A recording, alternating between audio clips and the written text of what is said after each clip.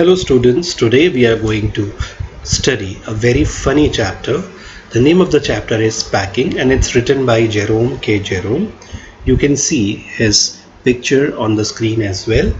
And this particular story has been taken from the novel written by Jerome, which was Three Men in a Boat. So here we have this young dashing Jerome K Jerome, who was an English writer and a humorist.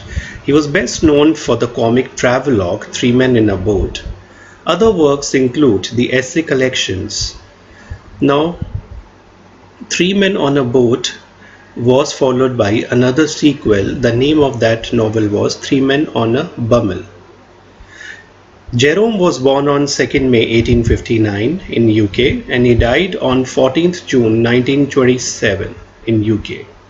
His full name was Jerome K Jerome.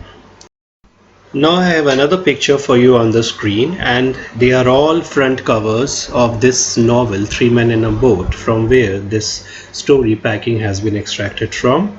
Now you can see this book or novel Three Men in a Boat, it became very popular because it talked about various historical places of UK, and that's why it was reprinted by many different publishers. Now let's go through the word meanings of this particular chapter, which are very important, and I even request you to learn these right away. So the first word we have is pride myself on. It means I'm proud of. Fell into means accepted. Uncanny means strange. Potter about means do some unimportant things. Haunts means to repeatedly give trouble. Every mortal thing means every ordinary thing. Rummaged means searched in a hurried or careless way. Hampers, large baskets for carrying food. Trod on means to step on something. Be sworn at means scolded. Conceit means his pride in himself. Worried means disturbed. Reflection means thought. Now here I have the characters in this particular story, Packing.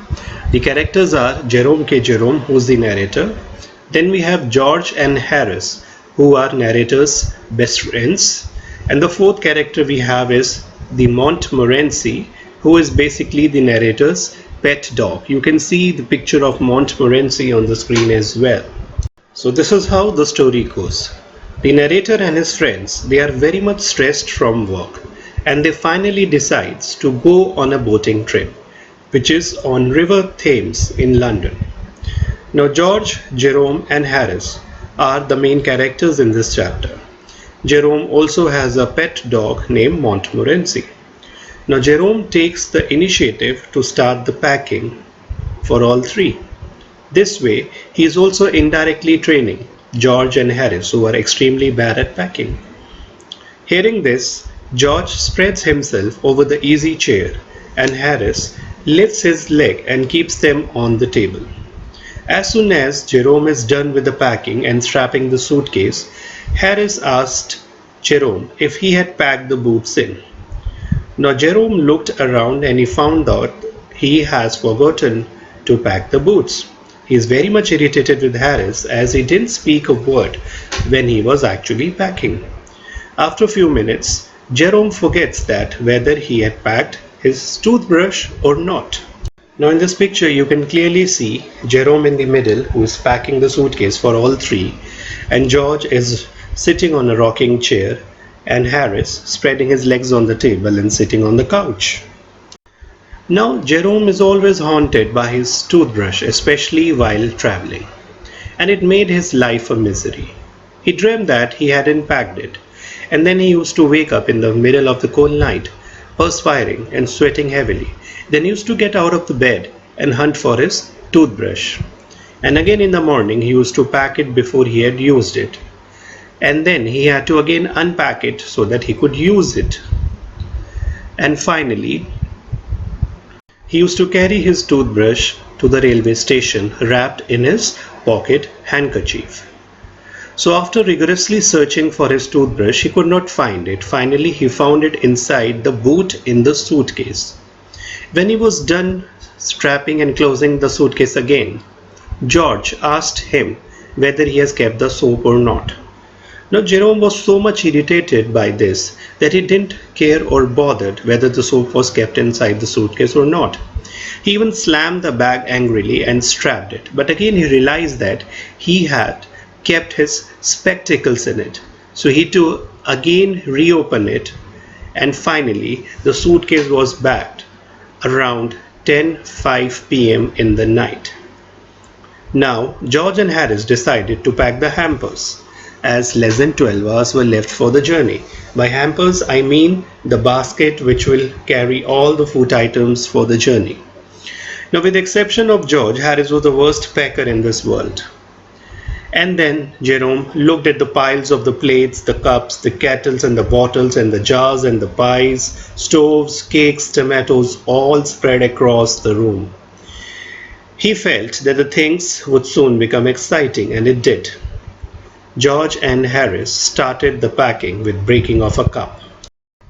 Now here I have an interesting picture for you wherein you can see the things scattered in the room and the way they were packing up the stuff.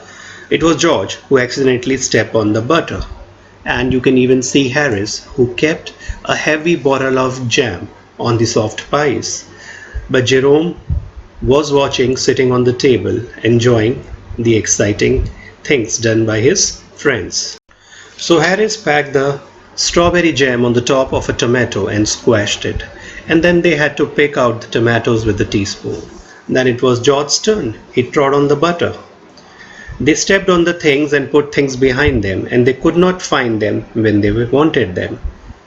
Finally, they packed the pies at the bottom and put heavy things on it. This smashed the pies in. They even upset salt over everything. And as for the butter, Jerome never saw two men doing so much struggle just to pack and find where the butter was. So the butter was stuck to the slipper of George, and then he tried to put it in the kettle, and it won't go inside it, and neither it would come out. So they finally scraped the butter on the plate, and then they put it down on the chair. But accidentally Harris sat on the chair, and the butter got stuck to his pants at his back. And they went on looking for the butter all over the room and spent so much time. But this was not all. Now Montmorency also had to play his role in packing. Now the dog Montmorency's ambition in life was to get in the way and be sworn or scolded at. He came and sat down on the things just when they were wanted to be packed. And he labored under the fixed belief that whenever Harris or George reached out their hand for anything, it was his cold damp nose that they touched or wanted. He put his leg into the jam and even worried the tablespoons. The lemons which were kept in the hampers, he pretended them as rats. And when he put his mouth into the hamper, he killed 3 lemons, thinking them as rats. Now, since he messed up with the hamper, Harris landed him with a frying pan. That means he beat or tried to shoo him away with the fry pan. Finally, the packing of the food hamper was over by 12:50 a.m. Now all 3 were worried because it was too late in the night and they had to sleep as well. But just then Harris sat on the big hamper by mistake, and finally he hoped nothing would have been broken inside it or smashed inside it. Finally George said that if anything was broken, it was broken, and now nothing can be done. They finally slept, and they all planned to wake up around 6:30 a.m. But Jerome and Harris, they played a prank, and they put the bathtub next to the George's bed so that if he wakes up in the middle of the night, he falls into the tub, gets wet, and then he could not sleep, so that he can wake them up on time in the morning. So this is where the chapter ends. I hope you have understood the chapter and found it very funny. But this is not where the chapter ends. As I told you, this is just a small extract from the novel 3 Men in the Boat. Just to let you know, guys, that they are not able to wake up in the morning and they are sleeping till 9:30 a.m. It's when their housemate comes in the morning. She is the one who wakes them up in the end, and they get late for their journey. So if you want to know more about this funny story, you can always grab the novel Three Men in a Boat and go through it. So thank you for watching this video. Please like, comment and share this video, and subscribe to our channel for more interesting educational videos. Till then, take care and stay safe.